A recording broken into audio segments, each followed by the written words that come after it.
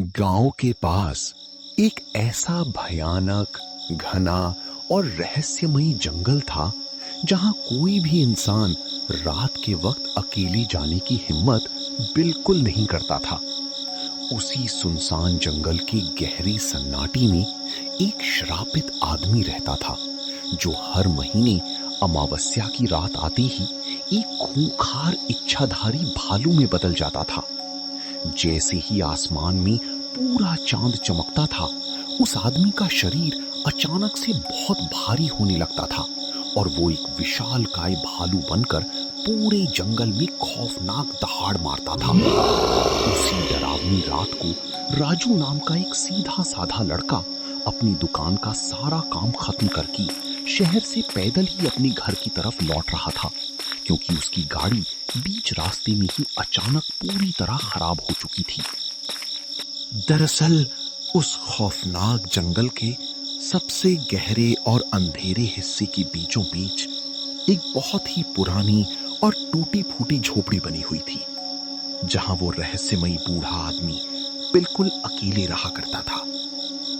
गांव के कुछ पुराने शिकारियों ने बहुत सालों पहले उसे दूर से देखा जरूर था, लेकिन कोई भी कभी उसके पास जाने की हिम्मत नहीं करता था।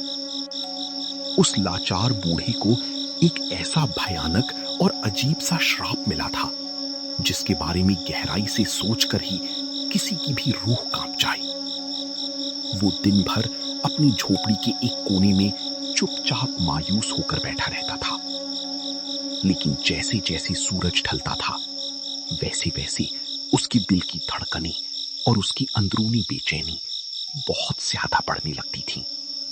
जैसे ही अमावस्या की वो खौफनाक काली रात आई, आसमान में हर तरफ काले बादलों का पहरा लग गया और चमकता हुआ चांद उनके पीछे पूरी तरह छिप गया।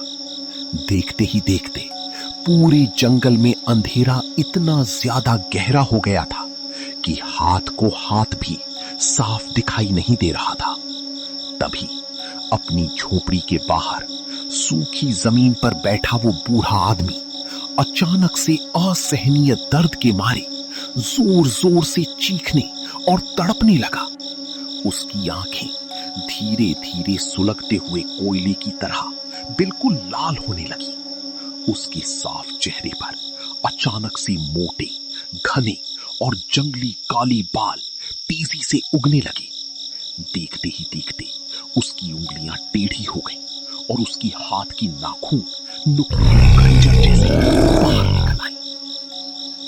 अब वो कोई बेबस, कमजोर और लाचार बूढ़ा आदमी नहीं बचा था, बल्कि उस पूरे जंगल का सबसे खूंखार आदमखोर राक्षस बन चुका था।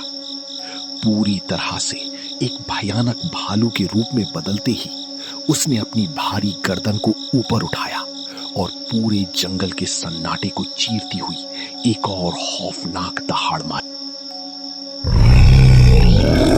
उसकी वो राक्षसी और आदमखोर भूख अब पूरी तरह से जाग चुकी थी और उसे अपनी प्यास बुझाने के लिए किसी भी कीमत पर इंसानी मांस और गर्म खून की तलाश थी। वो अपने भारी भरकम पैरों को जमीन पर पटकते हुए धीरे धीरे अपनी झोपड़ी से बाहर निकला और उसी पतले रास्ते की तरफ बढ़ने लगा जहां से राजू गुजर रहा था। इधर इन सब खौफनाक बातों से बिल्कुल बेखबर राजू अपने हाथ में सिर्फ एक मजबूत लकड़ी का डंडा लिए और अपनी जेब से एक छोटी सी टॉर्च निकालकर जंगल के उस पतले रास्ते पर लगातार आगे बढ़ रहा था। जंगल के अंदर और ज्यादा गहरे हिस्से में कदम बढ़ाते ही उसे अचानक महसूस हुआ कि वहां की ठंडी हवा अब और ज्यादा भारी हो गई है। उसके जूतों के नीचे आ रही सूखे पत्ते जंगल के सन्नाटे में अजीब सी चरमराहट पैदा कर रहे थे। राजू ने अपने डर को छुपाने और खुद को हिम्मत देने के लिए अपने डंडे को और ज्यादा कसकर पकड़ा और मन ही मन बोला कि ये गांव वाले भी ना खामखा इस सीधे रास्ते से इतना ज्यादा डरते हैं और झूठी कहानियां बनाते हैं। राजू अभी जंगल के करीब आधे रास्ते तक ही पहुंचा था कि अचानक उसके कदम वहीं के वहीं रुक गए, क्योंकि उसे अपने ठीक पीछे किसी के चलने की बहुत भारी आवाज सुनाई दी। धुप धुप। ऐसा लग रहा था जैसे कोई बहुत बड़ा और भारी जीव उसके कदमों की आहट का पीछा करते हुए ठीक उसके पीछे पीछे चल रहा हो। राजू का दिल तेजी से धड़कने लगा। उसने तुरंत पीछे मुड़कर अपनी टॉर्च की रोशनी घुमाई, लेकिन वहां घने पेड़ों और काली झाड़ियों के सिवा कुछ भी दिखाई नहीं दिया। उसने जैसे ही दोबारा डरते हुए आगे चलना शुरू किया, वो भारी आवाज फिर से आने लगी, जो अब उसके बहुत ज्यादा करीब आ चुकी थी। तभी अचानक राजू के ठीक सामने की एक बहुत बड़ी झाड़ी जोर से हिली और सीधे रास्ते के बीचों बीच वो भयानक और विशालकाय भालू खड़ा हो गया। टॉर्च की पीली रोशनी जैसे ही उस खूंखार जीव के चेहरे पर पड़ी, राजू के होश पूरी तरह उड़ गए और डर के मारे उसका गला सूख गया। वो कोई मामूली जंगली भालू नहीं था, वो 2 पैरों पर बिल्कुल सीधा किसी इंसान की तरह खड़ा था और उसका कद किसी आम आदमी से 2 गुना बड़ा और चौड़ा था। उसका चेहरा आधा इंसान और आधा जानवर जैसा भयानक दिख रहा था और उसकी दोनों लाल आंखें अंधेरे में अंगारे की तरह तेजी से चमक रही थीं। वो श्रापित भालू अपनी भारी, डरावनी और गड़गड़ाती हुई आवाज में राजू की तरफ घूरते हुए इंसानों की तरह साफ साफ बात करने लगा।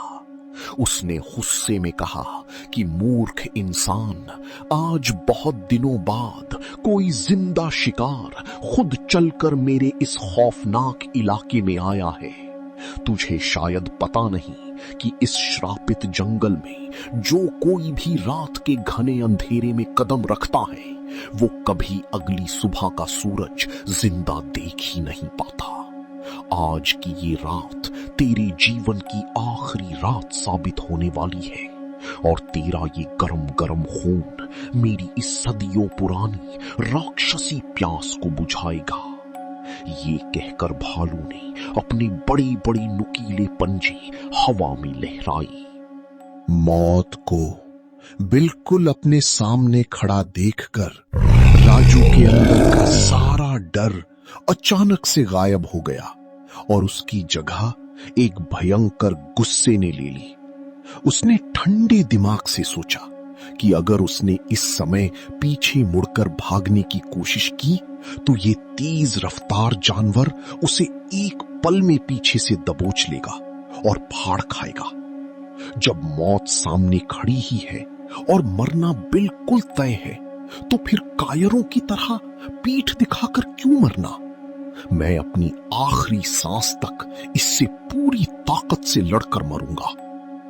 राजू ने अपनी दोनों हथेलियों से उस मजबूत लकड़ी के डंडे को और ज्यादा कसकर पकड़ा, अपने पैर जमीन पर जमाए और अपनी पोजीशन ले ली। जैसे ही उस भालू का भारी और नुकीला पंजा राजू की तरफ तेजी से आया, राजू ने गजब की फुर्ती दिखाते हुए खुद को नीचे झुका लिया, जिससे भालू का वार खाली चला गया।